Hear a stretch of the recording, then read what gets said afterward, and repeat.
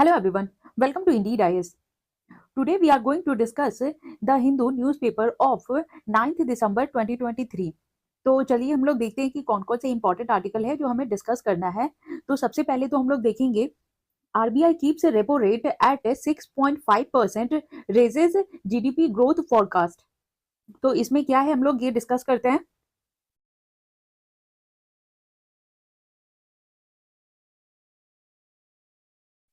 तो चलिए हम लोग डिस्कस करते हैं ये जो मॉनेटरी पॉलिसी कमिटी है, ये जो आरबीआई का अभी फ्राइडे को मीटिंग हुआ है और उसमें उन्होंने ये कहा है कि ये जो की इंटरेस्ट है उस रेट को ये अनचेंज रखेंगे। और वो ऐसा क्यों कर रहे हैं? क्योंकि ये जो जीडीपी का ग्रोथ है वो अभी अच्छा खासा हो रहा है और ये जो ईयर 2023 से 2024 तक ये जो 7% हो जाएगा 6.5% से, और इसका जो एवरेज इन्फ्लेशन है वो भी बढ़ रहा है। और लेकिन ये जो 5.4% है, जबकि ये जो वार्निंग इन्फ्लेशन है वो स्पाइक हो सकता है नवंबर एंड दिसंबर में। और आगे देखते हैं कि क्या हुआ और नया कुछ अपडेट आया है। We have made significant progress in bringing inflation below 5% despite intermittent blips. और ये कह रहे हैं क्या कि ये जो 5% है ना, उन्होंने ये कायम रखा हुआ है जो इन्फ्लेशन है। और इन्फ्लेशन कितना होना चाहिए? इन्फ्लेशन का क्राइटेरिया जो डिफाइन किया हुआ है वो ये 2% टू प्लस माइनस 4 रहना चाहिए। तो इसी के बीच में रहना चाहिए, मतलब ये मिनिमम 2 हो सकता है और मैक्सिमम 6 हो सकता है, उससे ज्यादा नहीं जाना चाहिए। अदरवाइज ये इन्फ्लेशन बहुत ज्यादा हो जाएगा और वो हमारे इकोनॉमी के लिए और नॉर्मल पीपल के लिए वो अच्छा नहीं है। और देखते हैं क्या कि ये जो की रेट है, जो रेपो रेट है, वो अनचेंज रखा गया। ये जो फूड इन्फ्लेशन है वो मॉडरेट किया गया है, वो डबल डिजिट में जो चला गया था जुलाई में, लेकिन अभी कितना है 6.2% है जो अक्टूबर का जो डाटा आया है उसमें। अभी जो गवर्नर है उन्होंने क्या बोला है कि ये जो इन्फ्लेशन है वो inflation outlook would be considerably influenced by uncertain food prices। और ये जो इन्फ्लेशन है वो अगर बढ़ेगा तो फूड प्राइसेस की वजह से ही ये बढ़ सकता है। और ये भी बोला गया ये जो मॉनेटरी पॉलिसी है वो look through one of shock. ये जो मॉनेटरी पॉलिसी है वो शॉक में भी जा सकती है। और keep an eye and ensuring food inflation spike don't become generalised. और ये भी बोला गया है कि ये जो फूड प्राइस है उस पर नजर गड़ा के रखनी होगी। और ये जो ये मॉनेटरी पॉलिसी है, ये मॉनेटरी पॉलिसी क्या होता है, इसका हर 2 to 3 मंथ्स में मीटिंग होता है और इसमें 6 मेंबर होते हैं। 3 होते हैं जो फाइनेंशियल मिनिस्ट्री की तरफ से, गवर्नमेंट की तरफ से, और 3 होते हैं आरबीआई की तरफ से। और इसमें जो चेयर करता है और जो चेयरमैन कौन होता है वो हमारे आरबीआई के गवर्नर होते हैं। तो ये देखते हैं जो 5 ऑफ द 6 एमपीसी मेंबर हैं वोटेड, और जो 5 में ये जो 6 मेंबर होते हैं उसमें से 5 ने जो वो वोट किया है किसके लिए? Policy stance focus on withdrawal accommodation, but there was no indication of when interest rate, ये जो की रेपो रेट है, has been paused over 5 successive reviews after being raised by 25 points. और उन्होंने बोला है क्या कि ये जो स्टांस है उस पर फोकस करने की जरूरत है। और ये जो रेपो रेट है वो पिछले 5 कॉन्सिक्यूटिव जो टर्म है उससे है ना सेम ही रखा गया है। 6.250 पॉइंट जब से बढ़ाया गया है तो वो 6.5% हुआ, तब से वो सेम ही रखा गया है, उसमें कोई चेंज नहीं लाया गया है।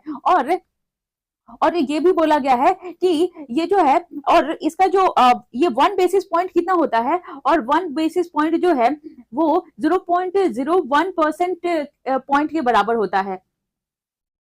अब देखते हैं इसी का कंटिन्यूएशन आर्टिकल कि आगे क्या कहते हैं आरबीआई गवर्नर।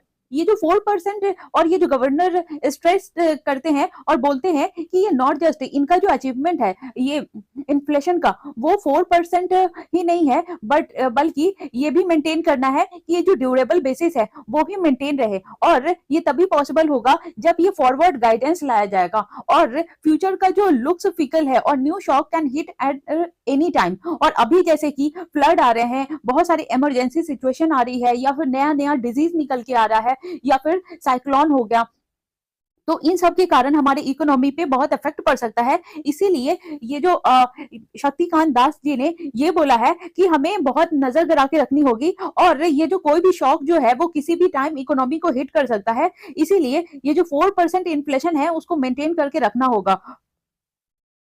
और ये भी बोला गया है कि ये जो सेंट्रल बैंक है वो मेंटेन करेगी ये जो प्रोलॉन्ग्ड पॉज्ड है वो मॉनेटरी पॉलिसी रेट, और ये जो रेट बना हुआ है वो मेंटेन करके रखेगी। और ये जो ड्यूरेबिलिटी है इन्फ्लेशन का वो 4% जो टारगेट है वो सही है। और जो ये क्वांट इको रिसर्च है उसके मुताबिक ये जो बोला गया है मॉनेटरी पॉलिसी स्टेटमेंट के द्वारा। और ये भी बोला गया है an increase in some vegetable prices में push consumer price index inflation higher in coming month. और अभी क्या है, जैसे अभी हम लोग एक आर्टिकल अभी देखेंगे कि अनियन का प्राइस है ना बहुत राइज हो रहा है, और इससे पहले टोमेटो का प्राइस बहुत ज्यादा बढ़ गया था। तो उसके कारण जो है ना ये जो इकोनॉमी पे और ये जो कंज्यूमर प्राइस इंडेक्स है उस पर कितना इफेक्ट पड़ रहा है वो भी देखेंगे। और ये जो कंज्यूमर प्राइस इंडेक्स है वो रिटेल प्राइस को मेजर करने का काम करता है, और ये हर मंथ प्राइस का डाटा है ना वो ये देखा जाता है और चेक किया जाता है। और आरबीआई ने ये भी बोला, RBI expect inflation to average 5.6% in the current quarter. और वो ये जो इन्फ्लेशन को 5.6 रखना चाहते हैं, और वैसा सोच रहे हैं कि इस क्वार्टर में ये जो 5.6% हो जाए। और उन्होंने ये सिग्नल भी दिया कि ये जो पेस ऑफ प्राइस है वो राइज ओवर लास्ट मंथ, और ये लास्ट मंथ के कंपेयर में बढ़ भी सकता है। और इस मंथ है ना हो सकता है ये बढ़ के 6% हो जाए, और जो अपर टॉलरेंस लिमिट है ऑफ इन्फ्लेशन का, और जैसा मैंने अभी बताया कि ये जो टू और प्लस माइनस ये जो 6 है, नहीं 2 + -4 है, तो इसका जो अपर टॉलरेशन है या तो ये तो मिनिमम 2 होना चाहिए, मैक्सिमम 6 होना चाहिए। तो ये जो है ना मैक्सिमम टॉलरेशन लेवल है ये इन्फ्लेशन का। तो इसीलिए शक्तिकांत दास जी कहते हैं ये जो अपर टॉलरेशन लिमिट है ये 6% है, तो उतना ही होना चाहिए, उससे ज्यादा नहीं जाना चाहिए, वरना हमारे जीडीपी के ग्रोथ के लिए और इकोनॉमी के लिए अच्छा नहीं है। और ये भी बोला गया है कि जनवरी टू मार्च जो 2024 पीरियड है उसमें इन्फ्लेशन जो है एक्सपेक्टेड टू एवरेज 5.2%, तो उसमें ना 5.2% देखा जा सकता है। तो यही है इस आर्टिकल में। अब देखते हैं नेक्स्ट आर्टिकल। अब ये देखते हैं नेक्स्ट आर्टिकल, ये जो Supreme Court issues notice to Delhi lieutenant governor on plea seeking funds for scheme to help accident victims. तो इसमें सुप्रीम कोर्ट ने बोला है कि ये जो दिल्ली के लेफ्टिनेंट गवर्नर है उन्होंने सुप्रीम कोर्ट में अर्जी लगाई थी। तो सुप्रीम कोर्ट ने दिल्ली गवर्नमेंट को ये बोला है कि ये जो फंड है वो क्लियर करना चाहिए, जितने भी एक्सीडेंट से लोग का जो डेथ होता है या फिर एक्सीडेंट हो जाती है या फिर एसिड अटैक होता है, तो उसके लिए फंड वो अलॉट करवाया गया है। और वो किस नाम से है, और ये फरिश्ते वो दिल्ली के स्कीम है, और ये स्कीम चलाया गया है, उसी के तहत ये फंड मिलता है, और जो कि प्रोवाइड करता है free treatment to road accident victims. और उनको ये जितने भी एक्सीडेंट होता है उनको ट्रीटमेंट के लिए जो फंड दिया जाता है। और ये कोर्ट ने ये भी डिसाइड किया है कि वो take up the case immediately after the Christmas vacation. तो अब बात करते हैं, ये जैसे कि सेंटर का ये सुप्रीम कोर्ट सेंटर को कह रही है कि ये जो पब्लिक ऑर्डर है, लॉ ऑर्डर है, एंड ये जो लैंड ऑर्डर है वो ये जो दिल्ली में आता है, और ये जो सेंटर का है, तो अब सेंटर चाहती है कि हेल्थ भी है ना वो सेंटर के अंदर में आ जाए, क्योंकि अभी ये जो दिल्ली की गवर्नमेंट है उसके सेक्रेटरी के अंदर है। तो उन्होंने बोला है क्या कि ये जो फरिश्ते दिल्ली के जो स्कीम है वो पूरा ये सोशल वेलफेयर के लिए बनाया गया है, इसका पॉलिटिक्स से कोई रिलेशन नहीं है, तो उसका फंड पास कर देना चाहिए। और ये जो फरिश्ते दिल्ली के ये जो स्कीम है वो कैसे काम करती है, वो ये कैशलेस काम करती है। और मिस्टर सिंघवी जो सीनियर एडवोकेट जनरल हैं, उन्होंने बोला ये जो 23,000 रोड एक्सीडेंट विक्टिम्स है ना has been provided cashless treatment in private hospital और अंडर द स्कीम। और इस स्कीम के तहत 23,000 जो रोड एक्सीडेंट हुई हैं उनका इलाज करवाया गया है प्राइवेट हॉस्पिटल में। और ये भी बोला गया कि ये जो स्कीम है उसको तुरंत ही रीऑपरेशनलाइज करना चाहिए। ये जो तभी है ना ये जो और बाकी जो पेंडिंग बिल्स है जितनी एक्सीडेंट हुई हैं, क्योंकि जो भी एक्सीडेंट होती है और प्राइवेट हॉस्पिटल में होती है तो उसका खर्चा जो विक्टिम है वो नहीं देते, वो गवर्नमेंट देती है। तो अगर ये जो फंड मिलेगा तभी ये जो बिल जो है पेंडिंग है वो क्लियर हो पाएगा। अब ये जो है hospital are now reluctant to accept accident victims. और ये जो फंड नहीं पास हो पा रहा है तो बहुत सारे लोग हिचकते हैं ये इलाज करने में या ट्रीटमेंट देने में, तो उसकी वजह से क्या है कि ये जो रुकावट भी आ रही है। और अगर ये फंड क्लियर हो जाता है तो फिर वापस से सारे विक्टिम्स जो हैं एक्सीडेंट से या फिर ये जो एसिड अटैक के, तो उनका अच्छे से ट्रीटमेंट हो पाएगा। तो इसका चलते हैं आगे, कंटिन्यूएशन आर्टिकल क्या है वो भी देख लेते हैं। और ये आगे देखते हैं, ये Supreme Court notice to LG on plea of fund release है। और ये भी बोला गया, ये जो पिटीशन एडेड किया गया है स्कीम के तहत, वो सिंकिंग वो खत्म हो रहा है due to inaction, mismanagement and lackadaisical attitude of officials. और इसमें एक तो फंड की कमी है, और एक तो इसमें मिसमैनेजमेंट है, इनएक्शन है, और यहाँ वो जो एटीट्यूड है ऑफिशियल्स का वो भी सही नहीं है, इसीलिए ये जो स्कीम है वो वैनिश हो रहा है। और ये भी बोला गया है कि anyone who help road accident या acid attack victims did not have face police harassment under the scheme. और ये भी बोला गया है कि जो लोग हेल्प करते हैं, जो एसिड अटैक हो गए या फिर जो रोड का जो एक्सीडेंट हो जाता है, तो जो भी हेल्प करते हैं उनको पुलिस है ना हराश नहीं करेगी, परेशान नहीं करेगी। क्योंकि ये जो पहले जितना भी एक्सीडेंट होता था और जो कोई बचाना नहीं चाहता था या फिर ये वो, और जनरली ये बोलते भी थे कि कौन इस लफड़े में पड़ेगा, पुलिस का चक्कर पड़ जाएगा। क्योंकि पहले जो है वो पुलिस घंटों बैठा के रखती थी और क्रॉस इंटेरोगेशन करती थी, और जो हेल्प करता था वो उसी को पुलिस ज्यादा परेशान करती थी। तो अब ऐसा बोल दिया गया है कि अगर हेल्प कोई भी करता है तो पुलिस उसको बिल्कुल भी हराश नहीं करेगी। और ये जो मिनिस्टर है, ये जो सौरभ भारद्वाज, उन्होंने बोला है कि suspension of 2 senior official for eligibly holding the scheme. और 2 जो सीनियर ऑफिशियल्स हैं उनको भी ये बर्खास्त कर दिया गया है ये स्कीम को रोकने के लिए। और ये जो दिल्ली गवर्नमेंट को बोला गया है कि वो स्कीम को लॉन्च करे और रिवार्ड करे people who offer immediate assistance to accident victims. और जो लोग भी जो एक्सीडेंट के विक्टिम्स होते हैं उनको जो हेल्प करते हैं और जो लोग भी आगे बढ़ के आते हैं उनको रिवॉर्ड देना चाहिए, तभी है ना एक्सीडेंट का केस एक तो कम भी होगा, और दूसरे ये जो जस्ट बाद ही जो 1 आवर होता है उसको गोल्डन आवर बोला गया है। क्योंकि ये जो गोल्डन आवर है, और ये अगर कोई भी एक्सीडेंट अगर मेजर होता है तो अगर गोल्डन आवर के तहत उसको हॉस्पिटल में पहुंचा दिया जाता है तो उसकी चांसेस है कि वो बच जाएगा। लेकिन अगर आफ्टर 1 आवर अगर पहुंचते हैं तो उसमें चांसेस है कि वो बच भी सकता है या नहीं भी बच सकता है। तो जो भी है ना, और ये गवर्नमेंट ने और पहले ये बोला भी गया है कि जो लोग असिस्टेंट करेंगे और जो भी है ना विद इन 1 आवर वो किसी को हॉस्पिटल में पहुंचा देंगे, तो गवर्नमेंट की तरफ से पहले था कि ये जो 5,000 रुपीज, ये जो 5K है उनको एज अ रिवार्ड दिया जाएगा। और अभी भी जो ये सुप्रीम कोर्ट है और वो बोल रहे हैं और कि ये जो सीनियर ऑफिशियल को एक तो रेस्ट्रिकेट कर दिया गया है, और दूसरा कि ये जो भी हेल्प करता है उसको रिवार्ड देने के लिए, और वो किसी भी फॉर्म में हो सकता है। तो चलिए देखते हैं नेक्स्ट आर्टिकल। तो अब देखते हैं नेक्स्ट आर्टिकल। ये जो दिल्ली का अनएम्प्लॉयमेंट रेट है वो higher than the national average का जो रेट है, जो जितना नेशनल का जो एवरेज रेट है उससे ज्यादा है दिल्ली का अनएम्प्लॉयमेंट रेट। तो वो देखते हैं कैसे। ये जो दिल्ली में जो 2021 में जो नेशनल एवरेज रेट था उससे जो अनएम्प्लॉयमेंट रेट है दिल्ली का वो बहुत ज्यादा है। और वो कितना है, तो ये जो एनुअल रेट है और भी ज्यादा ये बढ़ करके ये 2036 में ये और ज्यादा बढ़ जाएगा। तो अभी देखते हैं कि कितना रेट है किसका, मेन का कितना है और वेमेन का कितना है। ये जो रिपोर्ट आया है वेमेन एंड मेन इन दिल्ली 2023 में, वो दिखाता है कि जो नेशनल कैपिटल्स का जो अनएम्प्लॉयमेंट रेट है वो 5.1% है मेन का और 6% है वेमेन का। और ये जो है, और जो नेशनल का एवरेज रेट है वो 4.4% है मेन का और 3.3% है वेमेन का। तो ये जो अगर कंपेयर करें कि ये जो नेशनल का है 4.4% मेन का और 3.3% वेमेन का, और ये जो दिल्ली का है सिर्फ 5.1% मेन का और 6% वेमेन का, तो ये बहुत ज्यादा गैप है।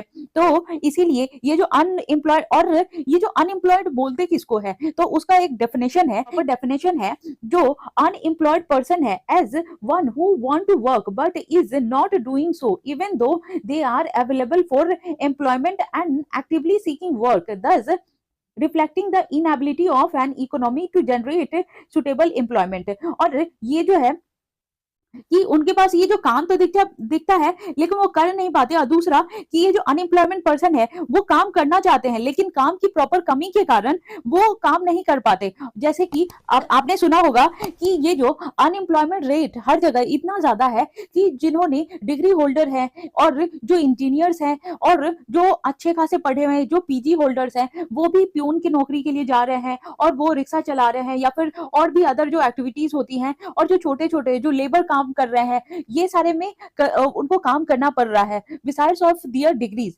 तो इसलिए ये अनएम्प्लॉयमेंट रेट बहुत ज्यादा है। और ये भी पाया गया कि ये जो वुमेन वर्कर्स है वो स्विच कर रही है पार्ट टाइम वर्क से पार्ट टाइम वर्क को और रेगुलर वर्क में। तो जो पहले पार्ट टाइम वर्क होता था कि जैसे कि ये कुछ टाइम काम करती थी कुछ टाइम नहीं, लेकिन अभी क्या है कि वो लोग रेगुलर काम कर रही हैं। और ये जो 2021 से लेकर 2022 में जो ये जो 33.1% मेल का वेयर सेल्फ एम्प्लॉयड, और उसमें ये जो आंकड़ा है 33.1% जो मेल जो थे वो सेल्फ एम्प्लॉयड हो गए हैं, और 63.3% were engaged in regular employment है। और वो लोग क्योंकि अभी क्या है ये काम की इतनी कमी हो गई है तो सारे जो एम्प्लॉय हैं वो खुद का ही काम स्टार्ट कर रहे हैं। और उसी तरह से और जो 3.5% है वो कैजुअल वर्क में इन्वॉल्व हो गए हैं। और ये सेम ही बात है वुमेन के साथ, लेकिन उनका जो आंकड़ा है उनकी जो परसेंटेज है वो चेंज है। लेकिन तो ये 17% women were found to be self employed, उन्होंने खुद का काम स्टार्ट कर लिया है, और जिसमें से 83% were engaged in regular employment. तो 83% जो है वो रेगुलर एम्प्लॉयमेंट में लग गई हैं। और ये दिखाता है कि उनका जो कैजुअल लेबर से जो सैलरीड लेबर एम्प्लॉयमेंट जो है फिर वो राइज किया है, मेन का भी और वेमेन का भी। और उनका जो ये जॉब प्रोफाइल है, जो major portion of male workers जो कहाँ पे एंगेज रहते हैं, ट्रेड में, होटल एंड रेस्टोरेंट सेक्टर में, और उसके बाद मैन्युफैक्चरिंग में, एंड और जो फीमेल है वो ज्यादा किस में इन्वॉल्व रहती है, 59.74% वो इंगेज रहती है अदर सर्विसेज में। और जैसे कि ट्रेड हो गया, होटल एंड रेस्टोरेंट हो गया, मैन्युफैक्चरिंग में वो 14.19% रहती हैं। और ये जो सिटी, और ये सब निकालता कौन है, ये जो अभी जो cities labour force participation rate अभी कितना है कि कोई भी लेबर है वो उनका पार्टिसिपेशन रेट कितना है, 57.5% मेन के लिए है और 9.4% वो वेमेन के लिए, against the national figures of 57.3% main के लिए एंड 24.8% फॉर वेमेन। तो ये देखा जा सकता है कि मेन का जो है लेबर फोर्स पार्टिसिपेशन मोर और लेस सेम है, लेकिन ये डिफरेंस कहां पड़ रहा है, वेमेन में। तो ये जो नेशनल है और एवरेज है 24.8%, लेकिन जो दिल्ली का है लेबर फोर्स पार्टिसिपेशन वेमेन का वो 9.4% है, जो बहुत ज्यादा गैप है। और ये सारे जो लेबर फोर्स पार्टिसिपेशन हो गया या फिर ये अनएम्प्लॉयमेंट का रेट कौन निकालता है, तो रेट निकालते हैं Organisation for Economic Cooperation and Development, जो ओईसीडी है वो निकालता है। और वही रेट बताता है लेबर फोर्स पार्टिसिपेशन रेट, जो कैलकुलेट किया जाता है इन्हीं के द्वारा। और ये कैलकुलेट में क्या कैलकुलेट करते हैं, ये जो लेबर फोर्स है वो डिवाइड किया जाता है टोटल वर्किंग एज पॉपुलेशन। तो इनका जो तरीका है लेबर फोर्स को निकालने का कि कितने सारे, एक तो ये जो कितने सारे लेबर है और देखते हैं कि ये जो वर्किंग पॉपुलेशन कितना है, तो उस हिसाब से ये बताते हैं कि अभी इतना लेबर फोर्स पार्टिसिपेशन रेट है। तो ये हो गया। अब हम चलते हैं दूसरे आर्टिकल पे। अब ये देखते हैं ये article, centre bans onion export till March, Nashik farmers protest. तो इसमें क्या हो रहा है कि जो सेंटर ने ये जो अनियन का जो एक्सपोर्ट है वो बैन कर दिया है दूसरे कंट्रीज में, वो मार्च 31 2024 तक। तो और उस ये किसने किया है, director general of foreign trade के तहत ये किया गया है। और उसकी जो एक्सपोर्ट पॉलिसी है जो अनियन का, वो भी अमेंड किया जाएगा free to prohibited till March 31 2024 तक। और अभी ये जो है ना 40% है, और पहले भी इसमें जो है उनके इम्पोज किया गया था 40% duty on export of onion, जो मिनिमम एक्सपोर्ट प्राइस है था $800 पर टन।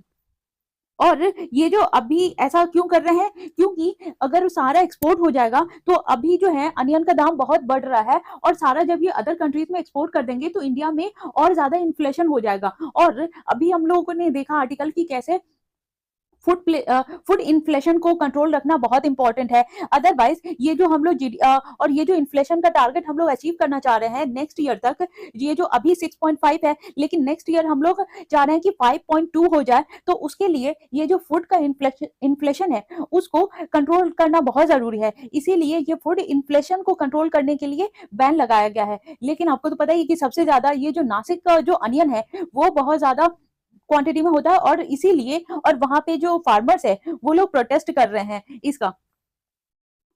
और ये जो फार्मर्स का ये जो है farmers also disputed auction at ये लसाल गांव है जो लार्जेस्ट होलसेल अनियन मार्केट है पूरे एशिया का, और जो चांदवाड़ है और नंदगांव है, दिंदोरी और योला और उमारेन और अदर प्लेसेस इन नासिक, यहाँ पे भी ये जो है वो प्रोटेस्ट हो रहा है। और ये भी बोला जा रहा है कि ये जो लसाल गांव के एमपी ये जो एपीएमसी जो चेयरपर्सन है बाला साहब, जो ये जो है शेर सागर, उन्होंने बोला क्या कि ये जो गवर्नमेंट है जो फार्मर्स के साथ उन्होंने अच्छा डिसीजन नहीं लिया है और और फार्मर के साथ नाइंसाफी हो रही है, तो गवर्नमेंट को सोचना चाहिए।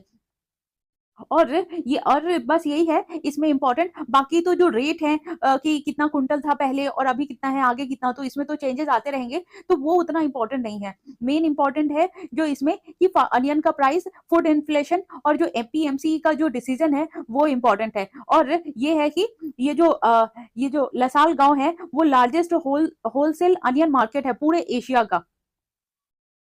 तो अब चलते हैं हम लोग नेक्स्ट आर्टिकल पे।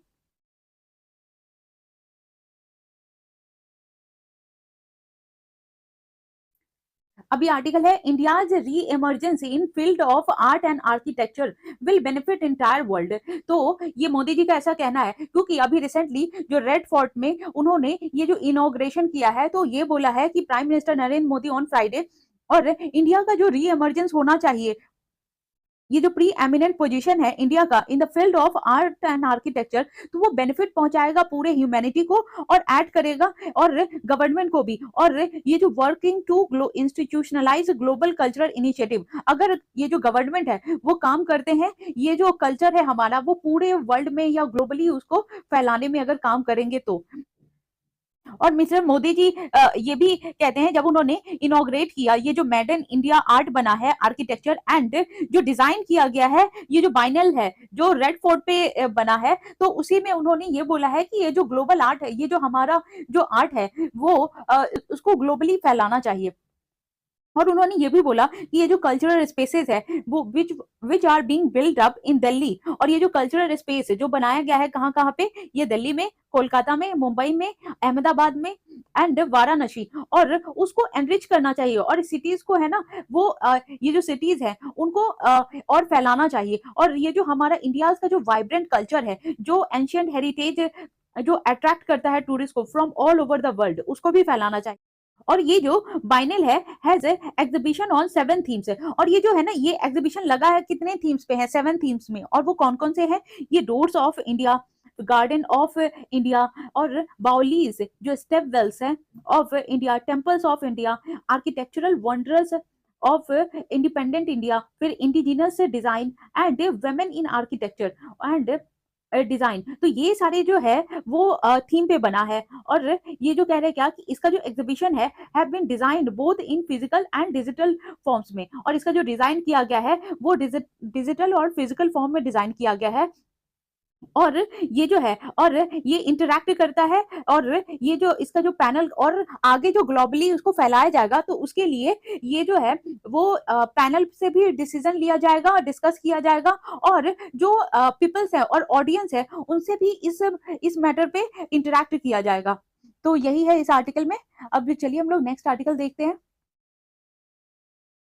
नेक्स्ट आर्टिकल है ये जो Putin seeks to another term as president extending his rule of over 2 decades है। और ये बोल रहे हैं कि पुतिन जो है ये जो अभी मार्च में फिर से इलेक्शन होने वाला है, तो वो फिर से ये इलेक्ट करेंगे, और ये वो पूरा बोल रहे हैं कि वो जीतेंगे भी, क्योंकि पहले तो उन्होंने ऐसा सोचा नहीं था, लेकिन अब उन्होंने ये फाइनल कर दिया है कि पुतिन है ना पावर में रहेंगे, और उनकी फैन बेस जो है वो कम नहीं हुई है। बिसाइड्स ऑफ जो यूक्रेन का वॉर हुआ था, और जो यूक्रेन के तो लोगों की क्षति पहुंची थी, और रशिया के भी लोग बहुत ज्यादा डिवास्टेटिव, और बहुत सारे जो नॉर्मल पीपल्स है या सिविलियंस है उनकी डेथ हो गई थी। But still besides of it उनके जो जितना भी जो पॉपुलैरिटी है उसमें कोई कमी नहीं आई है। और ये जो including one of the Kremlin itself, the ये जो कोरोडेड है एंड इट्स ऑरा ऑफ ये इनविंसिबिलिटी, और उनका जो एक ऑरा जो है वो अभी भी बरकरार है।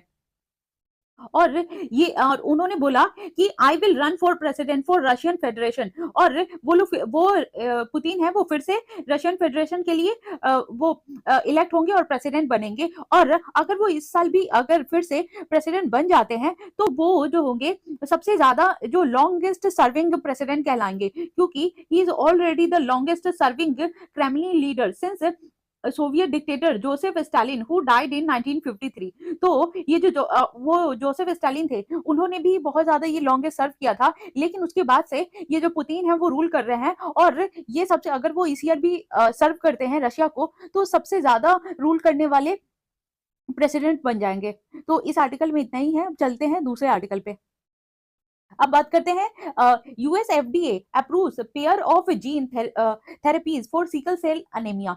और ये देखते हैं कि सिकल सेल अनीमिया अभी न्यूज में क्यों है। ये जो यूएस का जो फूड एंड ड्रग एडमिनिस्ट्रेशन है उन्होंने फ्राइडे को अप्रूव किया कि a pair of gene therapies for sickle cell disease. और पहले क्या था कि ये जो क्रिस्पर जीन एडिटिंग टेक्नोलॉजी था उसके तहत वो ट्रीटमेंट होता था, लेकिन अभी जो एजेंसी ने अप्रूव्ड किया है ये जो लिफजेनिया, जो ये जो ब्लू बर्ड बायो, और ये जो क्या करता है सेपरेट करता है, और ये जो अलग ट्रीटमेंट है उसको क्या कहते हैं, ये जो Casgevy by partners Vertex Pharmaceuticals and CRISPR Therapeutics for the illness. तो इस टाइप का वो अलग टाइप का ये ट्रीटमेंट है। और ये क्या है, both the therapies were approved for people aged 12 years and older. और ये जो ट्रीटमेंट है वो 12 साल तक के और 12 साल से जो बड़े हैं उनके लिए एलिजिबल होगा। और ये जो वर्टेक्स या क्रिस्पर जीन थेरेपी है uses the breakthrough gene editing technology. और ये जो नया जो टेक्नोलॉजी है,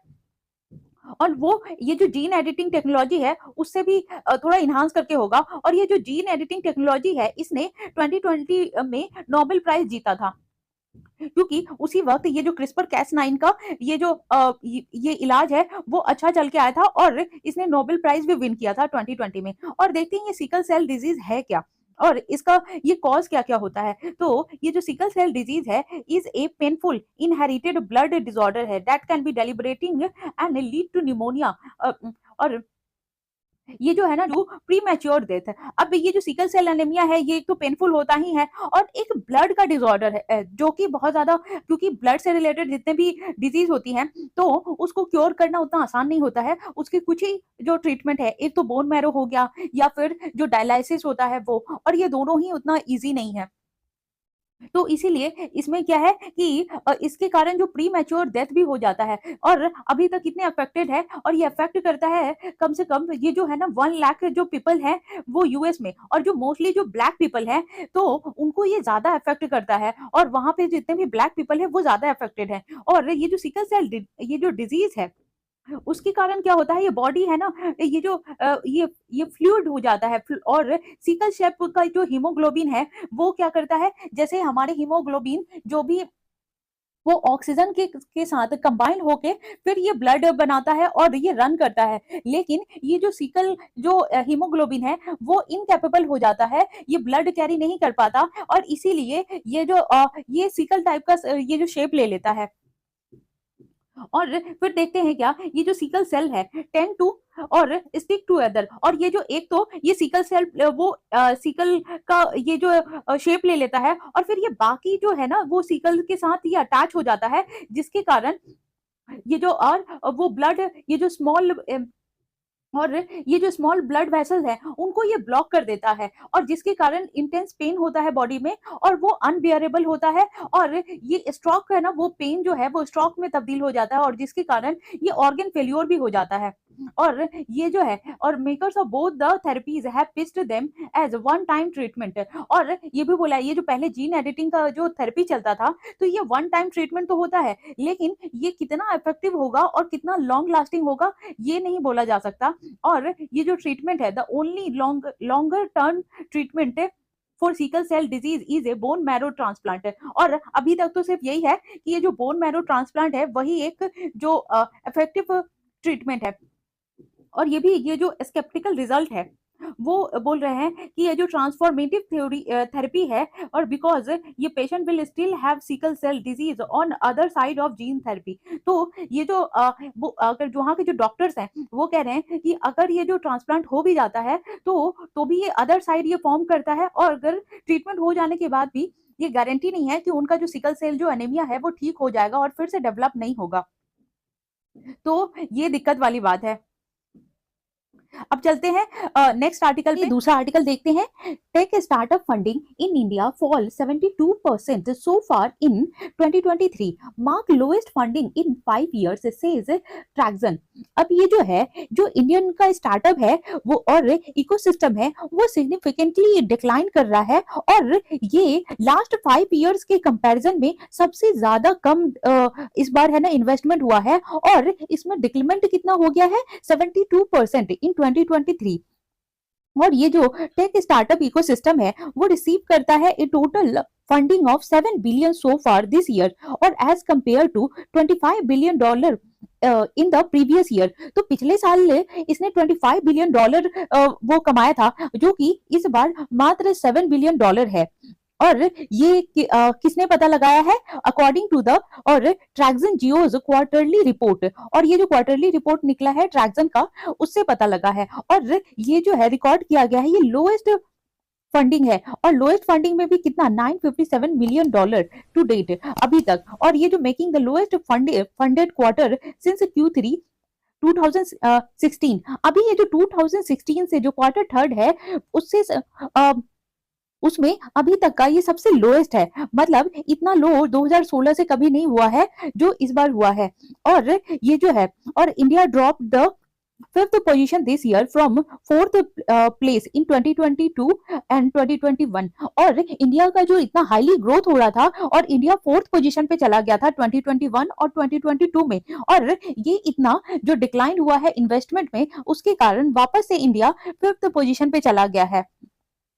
और ये जो है जो लेट स्टेज है जो फंडिंग में डिक्लाइन हुआ है over 73% to $4.2 billion in 2023 from $15.6 billion in 2022। तो ये इतना ज्यादा अंतर हुआ है, ये 3 times डिक्रीज कर गया है। और ये जो है जो फिनटेक सेक्टर है has received $2.1 billion in funding so far in 2023, A decrease from $5.8 billion जो रिसीव किया था सेम पीरियड में लास्ट ईयर। तो उसमें भी डिक्रीमेंट देखने को मिला है। और ये जो टॉप फंडेड फर्म्स है जो सब लोग को इन्वेस्टमेंट देती है, जो टॉप इन्वेस्टर्स हैं वो जैसे कि फोन पे एक लीडिंग पेमेंट कंपनी है जो stand out as the top funded company in the sector, और ये सिक्योर करता है total of $750 million in 4 series D round. और ये जो है ये ज्यादा इन्वेस्टमेंट देने का काम करता है। और ये जो है और भी जैसे कि और भी है जो इन्वेस्टमेंट देते हैं, जैसे कि ये परफ्यूज हो गया, इंश्योरेंस देखो एंड क्रेडिट भी are some of the other top funded companies in sector this year. तो ये सारे जो सेक्टर हैं वो भी फंड देने का काम करती हैं, और ये सारे में भी इस बार थोड़ा गिरावट देखने को मिली है। और ये जो रिटेल सेक्टर है जो रिसीव्ड किया है 1.9 billion in funding making a 67 from 2020। और इसमें भी ये जो है इस बार 2022 में जो इसमें अभी जो है इसमें भी डिक्रीमेंट देखने को मिला है। और ये जो लेंस कार्ड है with $600 million raised in 2 series J round. तो ये जो राउंड होता है जिसमें ये देखते हैं कि कौन कितना इन्वेस्टमेंट देता है और कौन कितने पायदान पे है और उसको ग्रेड किया जाता है। तो उसी लेंस कार्ड भी जो $600 मिलियन का वो जो 2 सीरीज में जे राउंड में उसका जो है ये भी आंका गया है कि वो कितना इन्वेस्टमेंट दे रहा है। और और ये जो लेंस कार्ड है वो इमर्ज कर गया है और ये जो है शामिल हो गया टॉप फंडेड कंपनी में in the sector this year. और ये जो बाकी के एंटरप्राइज एप्लीकेशन है जैसे third highest funded sector in 2023 has been saw a decline 78% from the previous year, जो सिक्योर करता है 1.56 billion in funding, $1.56 billion in funding. तो अभी जितने भी है ना, कुछ ही जो है जैसे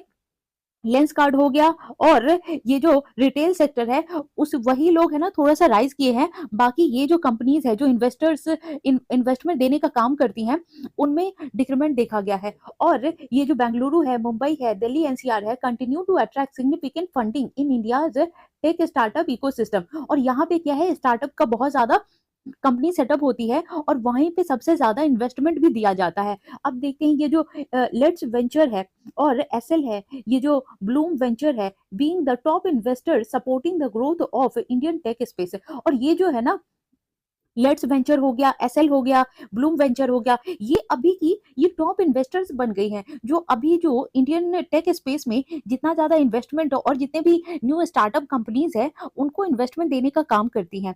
और ये जो है और despite the overall funding slow down sectors जैसे कि इन्वायरमेंट टेक हो गया या फिर स्पेस टेक हो गया हैव गार्डनर इन्वेस्टर अटेंशन। तो ये सारे जो है ना, ऐसे तो 72% डिक्रीमेंट हुआ है, लेकिन ये जो इन्वायरमेंट है, इन्वायरमेंट टेक हो गया या स्पेस टेक हो गया, तो इसमें ये अभी भी स्पीड पकड़ रहा है और इसमें अच्छा खासा ग्रोथ देखा गया है। तो आज हमने ये सारे आर्टिकल डिस्कस किया और अभी चलते हैं, एक और आर्टिकल बचा है और वो देखते हैं।